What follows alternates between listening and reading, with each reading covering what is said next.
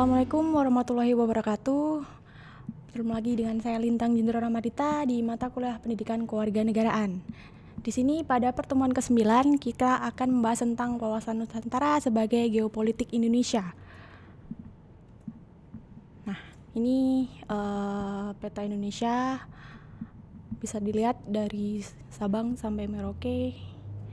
Nah, masuk lagi ke wilayah sebagai ruang hidup. Nah, ruang hidup suatu negara meliputi darat, laut, dan udara. Nah, antara satu negara dengan negara lain biasanya memiliki wilayah negara yang tidak sama. Nah, setiap negara memiliki kepentingan nasional untuk mencapai cita-cita dan tujuan nasionalnya. Jadi setiap negara pasti kan beda pemerintahannya, beda proses berpolitiknya, beda batas-batas wilayah negaranya, batas darat, batas laut, pasti kan beda juga.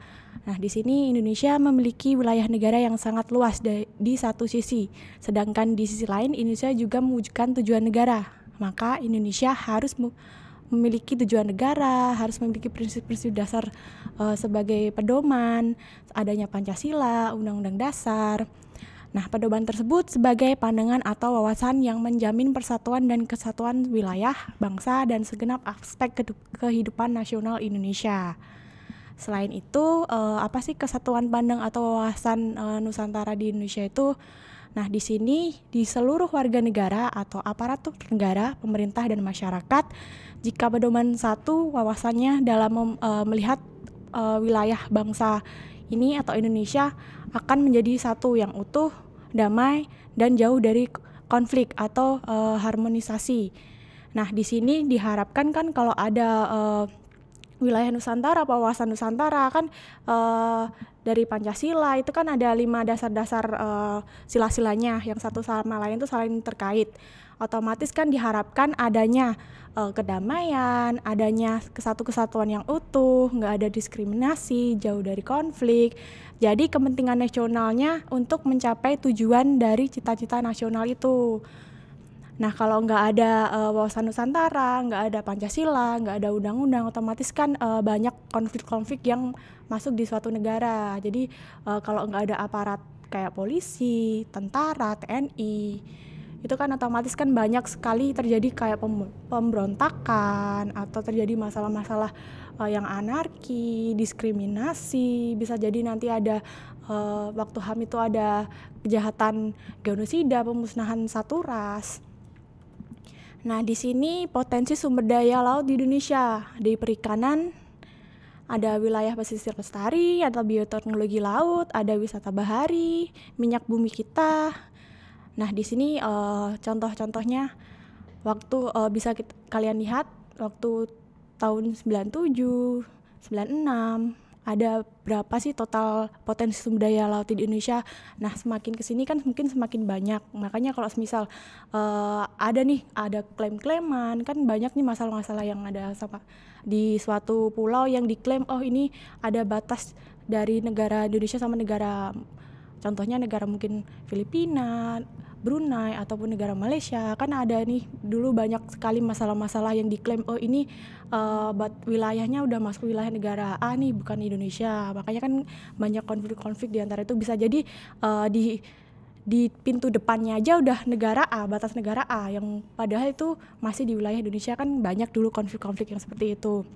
Nah, di sini konsep geopolitik, di mana konsep geopolitik adalah ilmu penyelenggaraan negara yang setiap kebijakannya dikaitkan dengan masalah-masalah geografi, wilayah, atau tempat tinggal di suatu bangsa.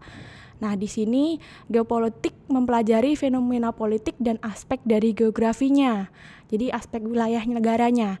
Nah, geopolitik memaparkan dasar pertimbangan dalam menentukan alternatif kebijakan nasional untuk mewujudkan suatu tujuan yang tertentu. Jadi mungkin batas negaranya, batas wilayahnya. Jadi kayak ZEE itu berapa 200 mil dari permukaan laut, kan ada laut teritorial. Dulu kan waktu SMA kalian juga pernah belajar di geografinya, kan ada itu ZEE atau wilayah-wilayah perbatasan-perbatasan. Nah, di sini ada teori-teori geopolitik. Jadi bisa dari Friedrich, negara seperti organisme yang hidup dan membutuhkan ruang untuk tumbuh berkembang. Jadi ini bisa dilihat dari bagaimana sih suatu negara itu berkembang kalau menurut Frederick. Nah, kalau geopolitik menurut Rudolf, yaitu negara adalah suatu organisme, bukan hanya mirip hampir sama dengan pendapatnya dari Frederick, yaitu tumbuh berkembangnya suatu negara yang hidup. Nah, di sini ada juga dari melanjutkan dari teori Ratzel dan Cagelin. Di sini jumlah penduduk suatu negara bertambah, maka negara harus memperluas wilayahnya. Nah, kalian tahu sendiri kan kalau di Indonesia ada dulu kemarin kita bahas tentang apa saja di syarat-syarat sebagai negara itu berdiri. Jadi harus ada wilayahnya, harus ada rakyatnya, harus ada sistem pemerintahannya. Nah, di sini ada juga dari Harvard, di mana penguasaan daerah-daerah jantung dunia dikenal teori dengan jantung, di mana barang siapa menguasai daerah jantung pada saat Eropa Timur atau Rusia, maka ia akan menguasai pulau di dunia seperti Eropa, Asia, dan Afrika. Jadi kan dulu kan banyak kan para penjajah itu kan Inggris, Belanda, Jepang, itu kan dia mempererat kekuasaannya di negara-negara, kebanyakan di negara-negara Asia. Nah, di sini ada teori politik lagi, contoh-contohnya. Nah, di sini kita bahas tentang teori universal geopolitik. Nah, di sini wawasan darat waktu adanya Stablo abad ke-1, Frederick Ratzel abad 1844 sampai 1904, ada Rudolf itu kira-kira pada 1864 sampai 1922. Jadi di sini adanya wawasan bahari oleh Butler jadi abad ke-15. Setelah itu ada Alfred Thayer di tahun 1860 sampai 1914. Sini yang terkenal dari teori universal geopolitik. Nah, di sini wawasan kombinasi atau kontinental dan bahari, di mana zaman dulu pada wawasan angkasa di luar di udara, jadi adanya hakikat perang, penggunaan senjata udara yang strategis. Jadi zaman dulu tuh udah ada pesawat atau angkatan-angkatan udara dengan peralatan perang yang sudah banyak, kayak bom-bom nuklir atau bom-bom apa gitu kan, udah dari zaman dulu tuh udah ada di wawasan kombinasi kontinental dan bahari. Nah, di sini geopolitik bangsa Indonesia atau geopolitik bangsa Indonesia diwujudkan dengan nama wawasan Nusantara.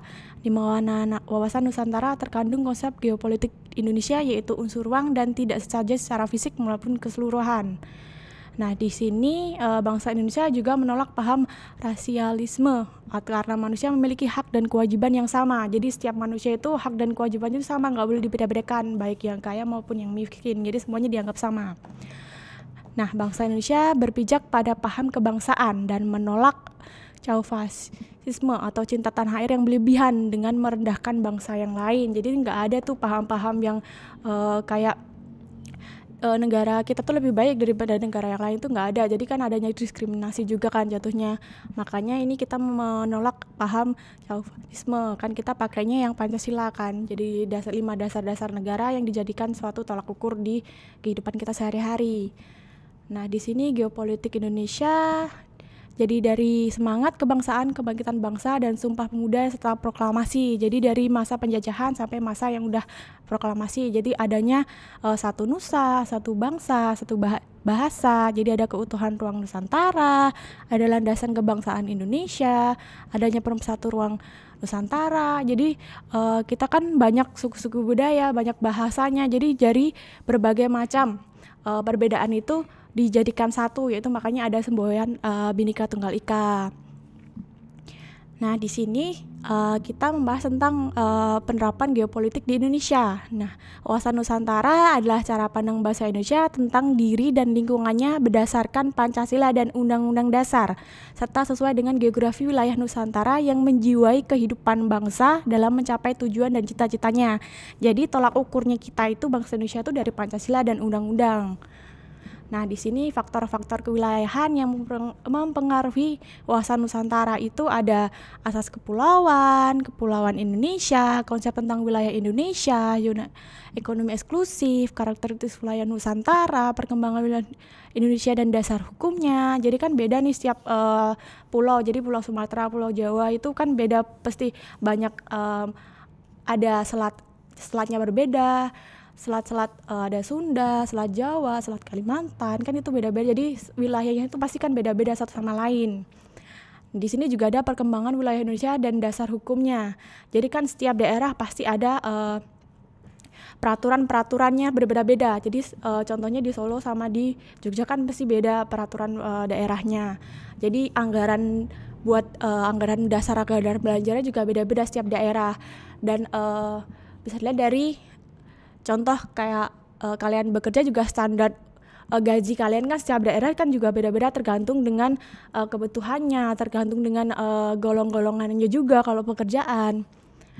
Terus di sini ada wilayah Indonesia adalah wilayah yaitu ruang yang merupakan satuan geografi serta segenap unsur terkait padanya yang batas dan sistemnya ditentukan berdasarkan aspek administratif dan aspek fungsionalnya. Jadi kan bagaimana sih suatu daerah penerapan administratifnya itu bagaimana, fungsional suatu daerah pemerintahannya itu bagaimana, kan setiap daerah kan pasti ada peraturan sendiri-sendiri. Nah, di sini ruang bermakna sebagai wadah yang meliputi ruang darat, ruang laut, ruang udara, serta kesatuan wilayah atau tempat manusia atau makhluk yang lain melakukan kegiatan dan kelangsungan hidupnya.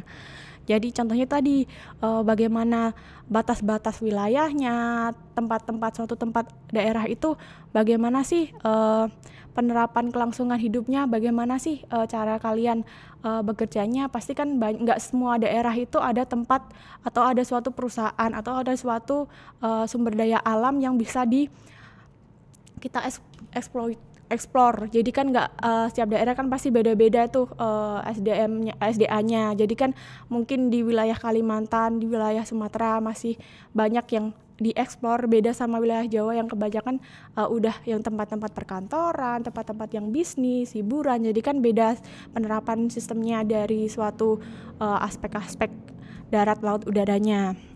Nah, di sini bagi bangsa Indonesia, ruang merupakan sumber daya alam yang harus dikelola sebagai besar-besarnya untuk kemakmuran rakyat. Jadi SDM dan SDA-nya kan setiap daerah berbeda-beda. Jadi sesuai dengan daerah tersebut tuh memiliki sumber daya alamnya itu seperti apa. Jadi misal banyak di Kalimantan, banyak perkebunan atau banyak tambang atau banyak apa, kan beda cara mengeksplornya di misal kita di Jawa yang kebanyakan kan kita nggak memiliki kayak minyak, gas bumi kan jarang. Otomatis kan itu sesuai dengan pasal 33 ayat 3 Undang-Undang 1945. Nah, di sini Indonesia terkenal pada koordinat 6 lintang utara dan 95 BB bujur barat dan 141 bujur timur. Nah, di sini di Indonesia ada di benua Asia dan Australia atau Oceania, antara lain ada Samudra Pasifik, Samudra Hindia, yang kita sebut sekarang sebagai Nusantara. Jadi kan kita kan juga ada Samudra Pasifik dan Samudra Hindia berbatas-batasan dengan negara yang lain, contohnya di Australia. Nah, di sini Indonesia adalah negara kepulauan terbesar di dunia sebesar 18.110 buah pulau besar. Mungkin sekarang udah bertambah lagi, di mana dari pulau besar tersebut 6.000 yang tidak berpenghuni.